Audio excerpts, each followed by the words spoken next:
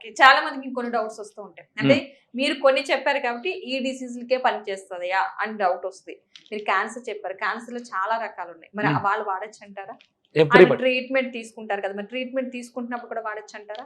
మనం వాళ్ళ ట్రీట్మెంట్‌తో పాటు ఇది తీసుకోవడం వల్ల ఇది కణాహారం అండి. ఓకే. క్యాన్సర్ ట్రీట్మెంట్‌లో దేర్ ఇస్ నో ప్రాపర్ ఇప్పుడు క్యాన్సర్ ఒక వ్యక్తికి వస్తే కేవలం క్యాన్సర్ కణాలనే చంపేటటువంటి ట్రీట్మెంట్ లేదు ఇప్పుడు. అవును. క్యాన్సర్ సెల్స్ తో పాటు హెల్దీ సెల్స్ ను కూడా చంపేస్తాయి. రైట్? అప్పుడు మనిషి ఆటోమేటిక్ గా వీక్ అయిపోతాడు. లాలాజల గ్రంథులు ఎండిపోతాయి.